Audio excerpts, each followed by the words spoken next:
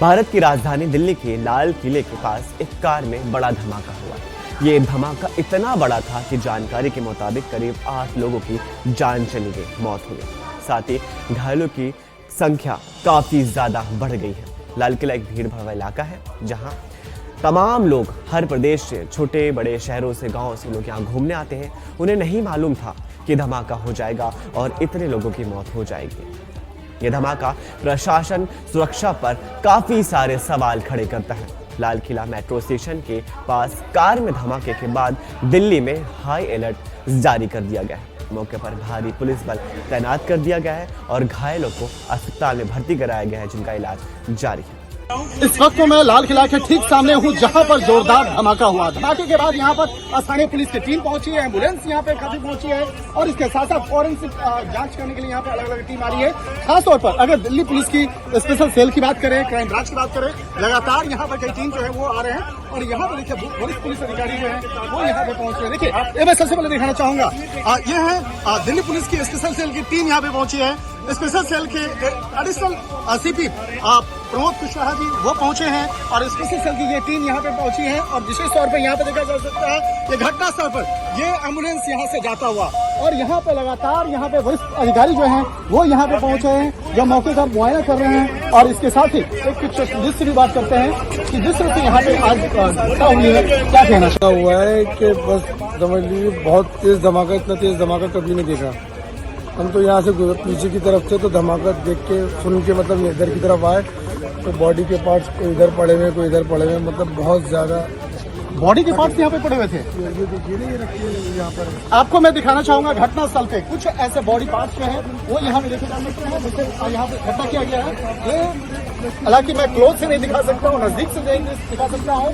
इसमें कुछ body parts जो हैं उसके हिस्से हैं वो पड़े हुए हैं, जिससे बाद में यहाँ पर इन्वेस्टिगेट किया जाएगा। और इसके साथ साथ यहाँ पे देखा जाए, मैं घटना स्थल को और आगे आपको दिखाना चाहूंगा। ये जो स्थल है, जो लोकेशन जो है, ये लाल किला के वो देखा जा सकता है। मौके पे काफी जो यहाँ पे दिल्ली पुलिस की जो गाड़ियां हैं वो देखी जा सकती है, फायर ब्रिगेड की जो टीम है वो देखा जा सकता है।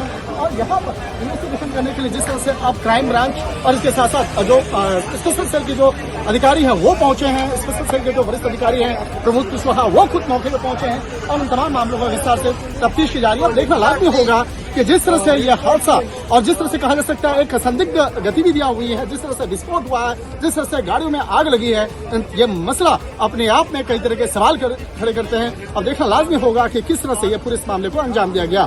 शंकर आनंद, न्यूज़ 18 इंडिया, दिल्ली।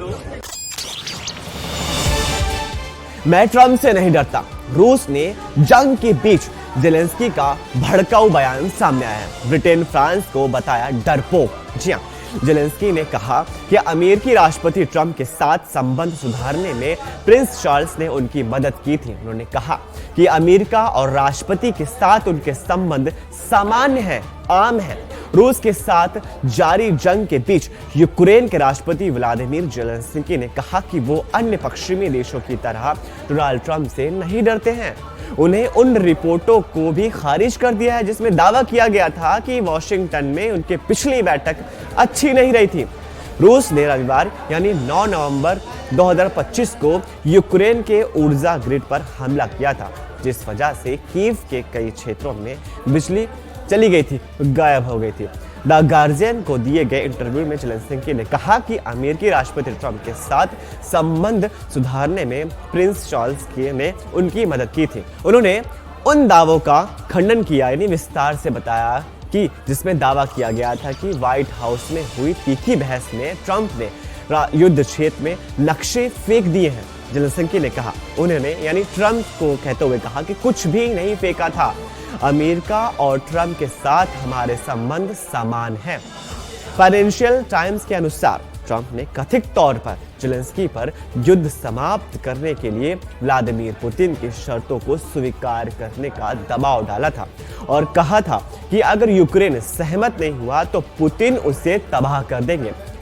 जेलेंस्की के अनुसार ट्रंप के साथ उनकी बैठक अलग तरह से हुई थी। परमाणु ताकत, पाकिस्तान टमाटर प्याज पर बहस। जी हां, तुर्की में फेल हुई बातचीत तो शहबाज मुनीर पर भड़क गए अफगानी विदेश मंत्री मुत्तकी। जी हाँ, अफगान के विदेश मंत्री मुत्तकी ने कहा कि पाकिस्तान के मुद्दे लंबे समय से चले आ रहे हैं, लेकिन अब वह उन्हें अफगानिस्तान से जोड़ने की कोशिश कर रहा है। अफगानिस्तान और पाकिस्तान के बीच शांति वार्ता एक बार फिर से विफल हो गई है। अफगानिस्तान के विदेश मंत्री मुत्तकी ने कहा कि इस्लामाबाद के साथ वार्ता विफल होने का मुख्य कारण पाकिस्तानी प्रतिनिधिमंडल की अनुचित मांगे थी। मुत्तकी ने चेतावनी दी कि अफगानिस्तान की क्षेत्रीय अखंडता के किसी भी उल्लंघन का कड़ा जवाब दिया जाएगा। आगे मुत्तकी ने कहा, पाकिस्तानी प्रतिनिधियों ने बातचीत के दौरान ऐसी मांगे खारिजा रखी थी जो ना तो व्यवहारिक थी ना ही वाजिब। उनकी एक मांग थी कि हमें गारंटी दी जाए कि पाकिस्तान में आगे कोई सुरक्षा दुर्घटना नहीं होगी। हम पाकिस्तान के साथ अपनी आपसी सम्मान के आधार पर मैत्रीपूर्ण से यानी दोस्ती के साथ संबंध रिश्ता चाहते हैं। अगर दूसरा पक्ष यानी पाकिस्तान अफगानिस्तान की संप्रभुता के खिलाफ कुछ करने की सोचता है तो हम अपनी रक्षा के लिए पूरी तरह तैयार हैं। ट्रंप की राजनीतिक कृपा, खुद के सहयोगियों को दी माफी। जी हाँ, 2020 चुनाव को पलटने की साजिश में थे डोनाल्ड ट्रंप ने अपने पूर्वी वकील रूडी जुलियानी, पूर्व chief of staff mark meadows, वकील सिडनी पवेल और जॉन स्टीमैन सहित कई सहयोगियों को बिना शर्त के माफी दे दी। इन सभी पर 2020 चुनाव को पलटने की साजिश में शामिल होने की आरोप था कि ये सारे लोग जिनका भी मैंने नाम लिया है, सारे लोग 2020 में डोनाल्ड ट्रंप के जीत को पलटना चाहते थे, चुनाव को पूरी तरह से पलटना चाहते थे। अमेरिकी राष्ट्रपति डोनाल्ड ट्रंप ने जब अपने दुश्मन से निपटते हैं तो वो पूरी ताकत लगा देते हैं, अपनी बात मनवाते हैं। वहीं अपने सहयोगियों पर जब भरोसा करते हैं तो उन पर बिल्कुल मेहरबान हो जाते हैं। उनके आज के एक फैसले से ये बात बिल्कुल सच साबित होती है। दरअसल ट्रंप ने अपने पूर्वी निजी वकील रूडी जुलियानी और पूर्वी chief of staff mark meadows और कई सहयोगियों को माफी दे दी है। इन सभी पर 2020 के राष्ट्रपति चुनाव को पलटने की कोशिश के आरोप लगे थे कि लोग 2020 के राष्ट्रपति चुनाव पलटाने वाले हैं, ये ऐसे आरोप लगे थे। न्याय विभाग के एक वरिष्ठ अधिकारी ने इसकी पुष्टि की है। इस कदम से ट्रंप प्रशासन एक बार फिर से विवादों में घिर गया है। न्याय विभाग के एक अधिकारी एड मार्टिनो ने सोशल मीडिया पर इस माफी का आधिकारिक दस्तावेज साझा किया है। चीन ने अमेरिका को कुछ ज्वेलर्स न्यूज आइटम्स के निर्यात पर लगाए गए प्रतिबंधों को अस्थायी रूप से निलंबित कर दिया है। इसमें गैलेनियम, जर्मेनियम, एटिनम और सुपर हाई मटेरियल्स शामिल है। चीन के वाणिज्य मंत्रालय ने रविवार यानी 9 नवंबर 2025 को यह जानकारी दी कि मंत्रालय ने कहा कि यह निलंबन आज से 27 नवंबर 2026 तक प्रभावी रहेगा।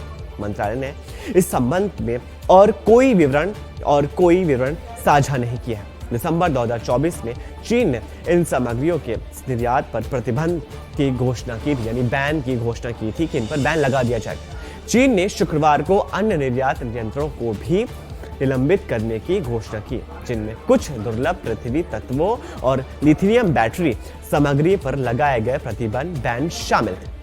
इस कदम को राष्ट्रपति शी जिनपिंग और अमेरिकी राष्ट्रपति डोनाल्ड ट्रंप के बीच हुए समझौते से जोड़ा जा रहा है। दोनों नेताओं ने पहले टैरिफ में कटौती की और अन्य व्यापार उपयोगों को 1 साल के लिए स्थगित करने कर सहमति जताई थी। 6 वर्षों में यानी 6 सालों के बाद अमेरिकी राष्ट्रपति डोनाल्ड ट्रंप और चीनी राष्ट्रपति शी जिनपिंग ने लगभग 1 घंटे 40 मिनट तक इस मुद्दे पर बातचीत की थी।